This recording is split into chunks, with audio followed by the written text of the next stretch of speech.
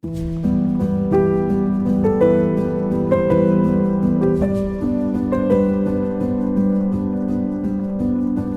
lo pernah berada di kelas saat jam pelajaran matematika.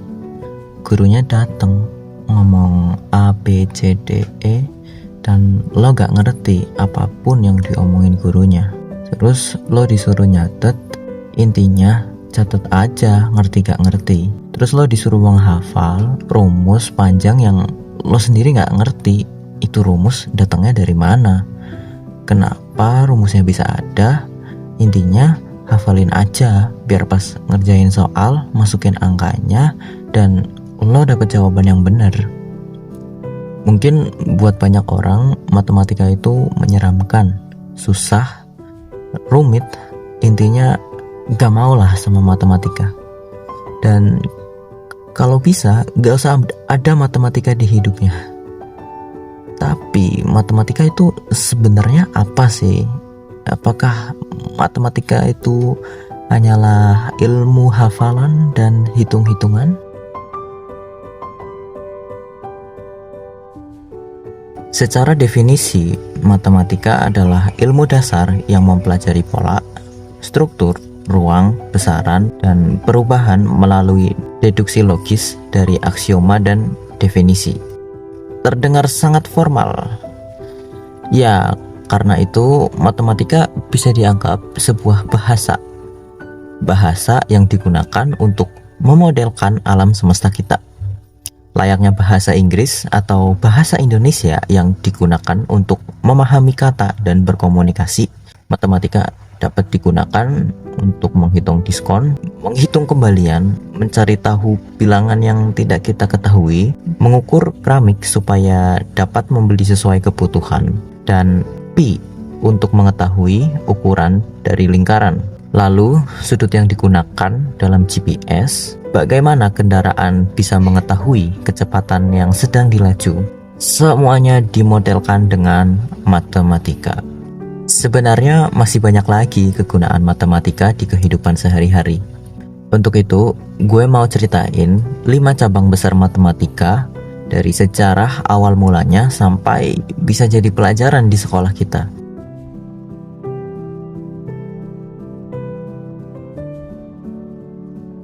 Cerita bermula sekitar 10.000 tahun yang lalu ketika manusia berhenti berburu dan mulai bertani. Disitulah masalah baru muncul. Jika berburu, manusia dapat buruannya dan langsung dimakan saat itu juga. Namun jika bertani, manusia harus 1. Menyimpan hasil panen, 2. Menghitung persediaan, 3. Membagi makanan untuk musim dingin, 4. Memastikan tidak ada yang dicuri. Dan untuk pertama kalinya dalam sejarah manusia, jumlah menjadi penting. Itulah bentuk awal matematika. Belum ada angka, hanyalah representasi banyaknya benda. Lalu cerita berlanjut di Mesopotamia, di mana hitungan menjadi sistem. Sekitar 3.000 tahun sebelum Masehi, di awal wilayah yang kita sebut Mesopotamia, muncul kota-kota besar seperti Ur dan Babilonia. Dan di sanalah perdagangan berkembang. Gandum diperdagangkan, tanah diperjualbelikan, dan pajak ditarik. Masalahnya, transaksi jadi makin rumit. Saat itu transaksi menggunakan kerikil, tapi kerikil makin tidak cukup. Disitulah orang Babilonia mulai menulis angka di tablet tanah liat. Mereka mengembangkan sistem bilangan 60. Dan itu juga sebabnya 1 jam sama dengan 60 menit. Dan 1 menit video ini sama dengan 60 detik. Itu sebenarnya adalah warisan matematika dari Babilonia. Kemudian di Mesir, menghitung digunakan untuk bertahan. Di sepanjang sungai Nil di Mesir kuno, banjir tahunan menghapus batas tanah pertanian dan setiap tahun tanah di sana harus diukur ulang. Orang Mesir saat itu harus bisa menghitung luas dan membagi kembali secara adil. Dan disitulah aritmatika menjadi alat administrasi negara. Yang bisa menghitung maka bisa mengelola, dan yang nggak bisa menghitung bakal bergantung sama yang bisa. Berabad-abad kemudian, di India muncul gagasan revolusioner. Bagaimana untuk menyatakan tidak ada mereka menciptakan simbol kekosongan itu, yaitu 0. Konsep ini akhirnya menyempurnakan sistem bilangan pada desimal. Kalau nggak ada 0, perhitungan besar jadi makin rumit dan perdagangan skala luas hampir mustahil dilakukan. Seiring waktu, aritmatika berkembang menjadi akuntansi, sistem pajak, bunga pinjaman, dan perdagangan internasional. Bank modern seperti Bank Indonesia, Bank Sentral US, dan lain-lain itu berdiri atas operasi dasar yang seperti kita ketahui: tambah, kurang, kali, dan bagi. Matematika dasar, aritmatika, tidak muncul karena manusia ingin menciptakan pelajaran rumit, tapi dia lahir karena manusia mulai menyimpan sesuatu, mulai berdagang, dan mulai hidup dalam sistem yang kompleks. Ketika kehidupan semakin kompleks, manusia membutuhkan cara untuk menjaga kestabilannya, dan angka adalah solusinya. Sebelum matematika menjadi pelajaran sekolah, matematika hanyalah alat untuk bertahan hidup.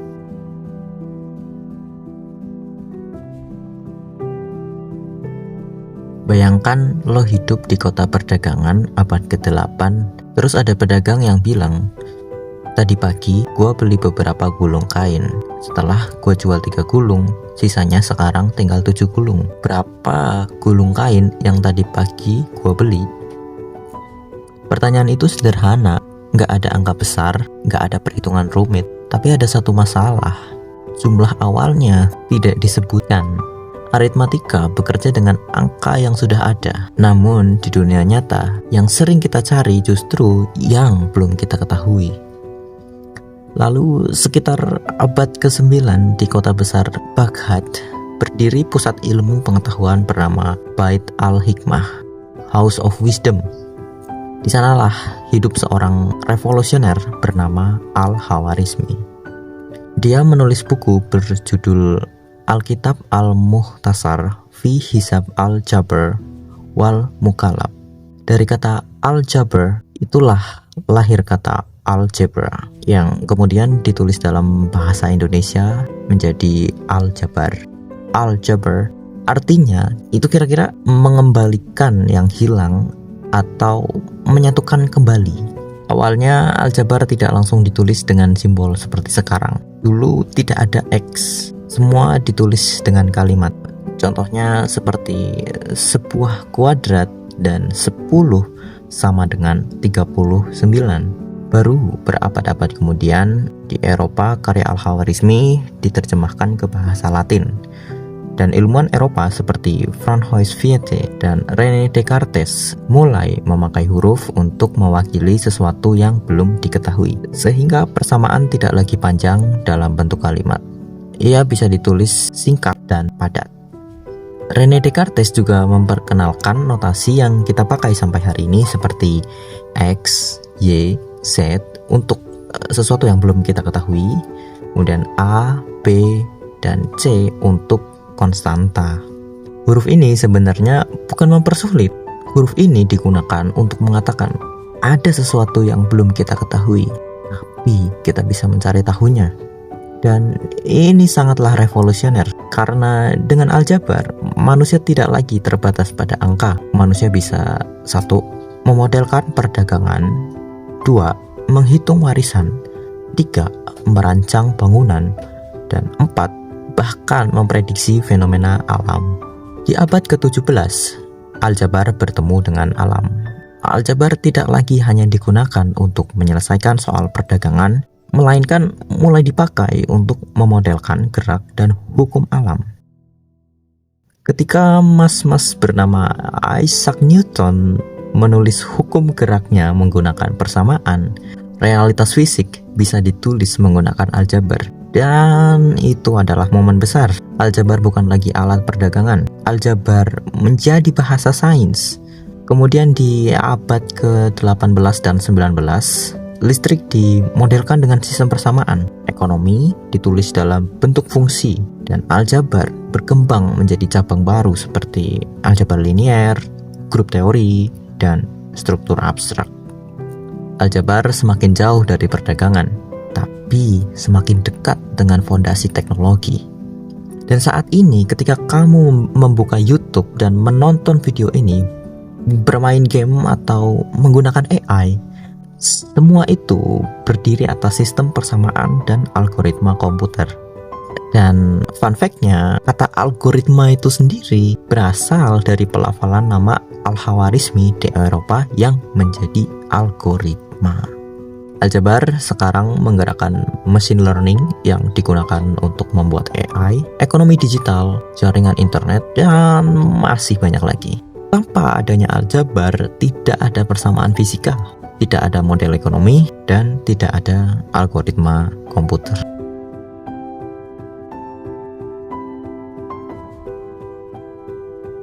Sekitar 3000 tahun sebelum Masehi, seperti yang sudah disebutkan sebelumnya, sepanjang sungai Nil di Mesir kuno itu banjir datang setiap tahun. Air membawa lumpur subur, tapi juga menghapus batas tanah pertanian. Setelah air surut, para petani bertanya, di mana nih batas lahan gua? Tanpa batas yang jelas, konflik bisa terjadi. Tanpa ukuran yang pasti, pajak tidak bisa dihitung. Maka juru ukur mulai mengukur ulang tanah dengan tali dan patok. Dan dari sinilah lahir kata geometri. Geo itu bumi, metron itu mengukur. Geometri awalnya berarti mengukur bumi. Awalnya geometri itu bersifat praktis dan hanya digunakan untuk mengukur luas, membangun piramida, dan menentukan sudut bangunan. Kemudian di sekitar 300 tahun sebelum Masehi, di Alexandria hidup seorang matematikawan bernama Euclid. Euclid menulis buku berjudul Elements. Buku ini berbeda. Di situ Euclid tidak hanya mengukur, tapi dia bertanya, apa yang bisa kita buktikan secara logis tentang garis, titik, dan sudut. Di situ Euclid menyusun geometri sebagai sistem aksioma dan pembuktian. Dan untuk pertama kalinya geometri menjadi ilmu deduktif. Bangsa Yunani juga memakai geometri untuk memahami bintang. Tokoh seperti Ptolemy menggunakan geometri untuk memodelkan gerak planet. Geometri tidak lagi hanya tentang tanah. Geometri juga menjelaskan langit di atas kita. Di abad pertengahan, geometri berkembang dalam arsitektur, seni perspektif, dan navigasi laut. Pelukis seperti Leonardo da Vinci menggunakan prinsip geometri untuk menciptakan ilusi kedalaman. Garis perspektif adalah geometri dalam seni. Selama ribuan tahun, geometri Euclid dianggap kebenaran mutlak. Sampai di abad ke-19, matematikawan bernama Nikolai Lobachevsky menunjukkan bahwa ada geometri lain, geometri non-Euclid. Dalam geometri ini, ruang bisa melengkung. Awalnya terdengar aneh, tapi kemudian fisika membutuhkannya. Awal abad ke-20, Albert Einstein menggunakan geometri ruang waktu melengkung untuk menjelaskan gravitasi. Gravitasi bukan lagi gaya tarik-menarik. Gravitasi adalah kelengkungan ruang itu sendiri. Geometri kini menjelaskan struktur alam semesta. Dan hari ini, geometri berada di mana-mana. Desain gedung, animasi 3D, game, GPS, grafik komputer, desain grafis. Setiap model 3D yang kita lihat hari ini adalah sekumpulan titik dan vektor dalam ruang. Dari kebutuhan untuk mengukur tanah sampai menjelaskan cara kerja alam semesta dan teknologi. Bukankah itu luar biasa?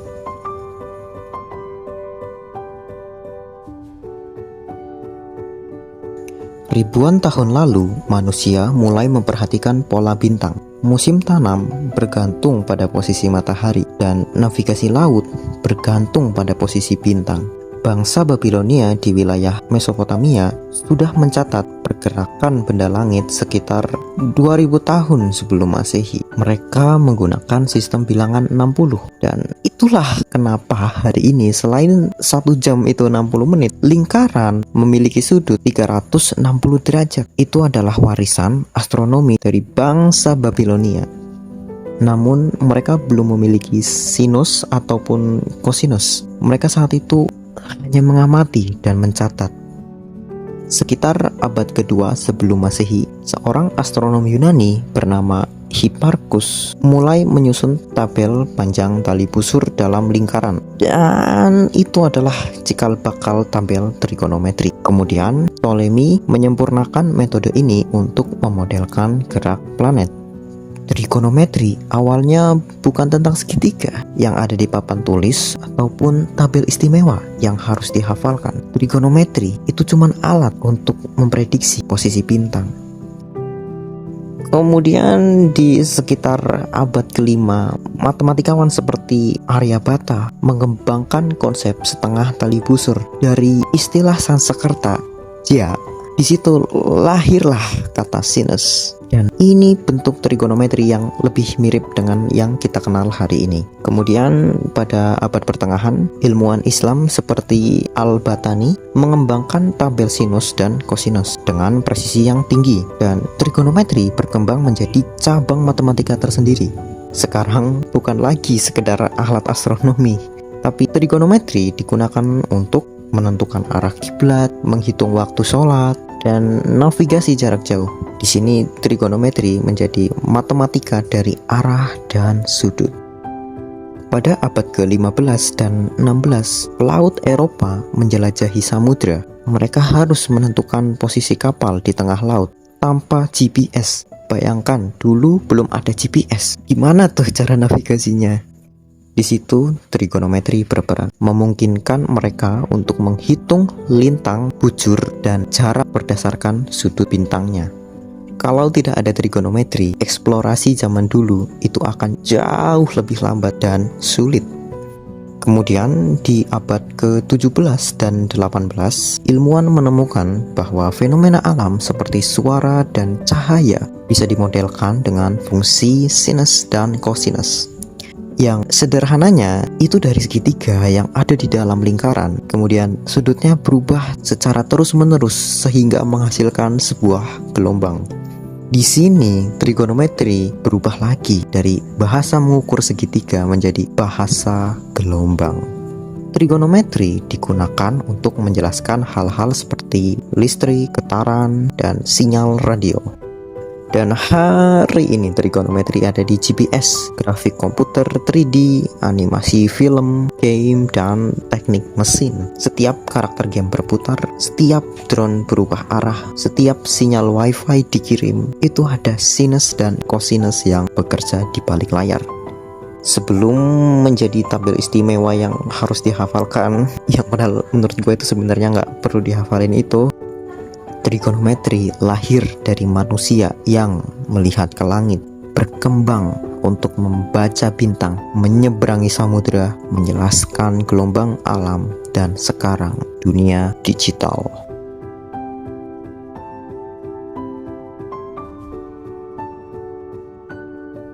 Di Mesir kuno dan Babilonia, manusia sudah pandai berhitung. Mereka bisa membangun piramida dan menghitung luas tanah. Mereka menghitung segitiga dengan membelah bentuk persegi panjang dan menghitung bentuk-bentuk dasar lainnya dengan menyatukan segitiga dan persegi panjang yang disusun sedemikian rupa. Namun, bagaimana dengan lingkaran? Bentuk lengkungnya membuat manusia sulit mengukur kelilingnya dengan akurat. Lalu di Yunani muncul seorang jenius bernama Archimedes.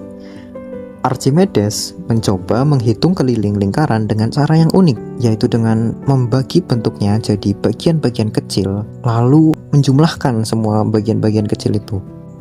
Hampir seperti menyusun puzzle, tanpa sadar itu adalah cikal bakal kalkulus.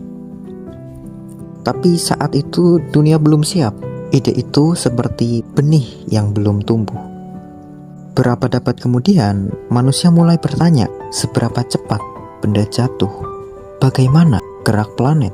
Bagaimana sesuatu berubah setiap detiknya? Namun, belum ada matematika yang bisa menjawab pertanyaan itu. Sampai akhirnya, dua orang di dua tempat yang berbeda menemukan jawabannya. Di Inggris ada mas-mas bernama Isaac Newton Konon katanya, waktu dia lihat apel jatuh, dia mikir, gimana caranya menghitung kecepatan benda yang terus-menerus berubah seperti apel jatuh tersebut. Dari situ, dia mengembangkan konsep baru di matematika, yaitu turunan, yang kemudian menjadi kalkulus dan matematika yang digunakan untuk memodelkan gerak gravitasi di alam semesta.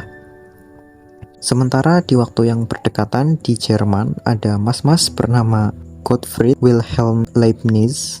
Dia memikirkan hal yang mirip, gimana caranya menghitung total dari perubahan kecil yang terus bertambah. Leibniz menemukan integral dan menciptakan simbol cacing yang sering kita lihat dan pakai di kalkulus sampai hari ini. Meski cara kedua mas-mas itu berbeda, namun hasilnya sama. Dan dari sinilah lahir kalkulus. Awalnya itu seperti alat canggih, tapi masih kasar. Lalu datang ilmuwan seperti Augustin Lewis Cauchy dan Carl Weierstrass. Mereka membuat aturan jelas tentang apa itu limit, bagaimana perubahan dihitung dengan tepat, dan disinilah kalkulus jadi lebih rapi, kuat, dan bisa dipercaya. Kemudian di era modern, kalkulus bukan sekedar teori. Kalkulus menjadi alat utama dunia untuk menghitung kecepatan kendaraan, memprediksi ekonomi, membuat AI, dan memahami alam semesta. Bahkan teori besar Einstein tidak mungkin ada tanpa adanya kalkulus. Dari rasa penasaran tentang apel hingga memahami galaksi, kalkulus adalah cerita tentang manusia yang ingin mengerti perubahan.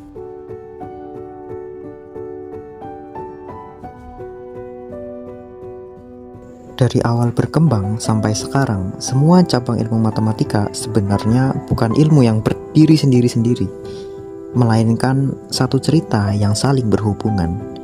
Dari aritmatika untuk menghitung sederhana, geometri untuk memahami bentuk, kemudian aljabar untuk mencari apa yang belum diketahui, trigonometri menghubungkan sudut dan gelombang, dan kalkulus untuk memahami perubahan.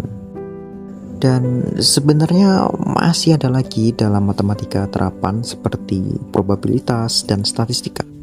Namun untuk matematika murni secara garis besar memiliki 5 cabang utama, yaitu aritmatika, aljabar, geometri, trigonometri, dan kalkulus. Dan poin yang ingin gue sampaikan di sini adalah matematika itu bukanlah ilmu hafalan, melainkan sebuah bahasa yang digunakan untuk memodelkan dunia tempat kita hidup yang terus berkembang setiap zamannya. Dan jika lo sedang mempelajari matematika, coba jangan hanya menghafal rumus yang diberikan, tapi coba tanyakan, kenapa rumus ini digunakan? Dari mana asal-usul rumus ini? Kenapa rumus ini bekerja?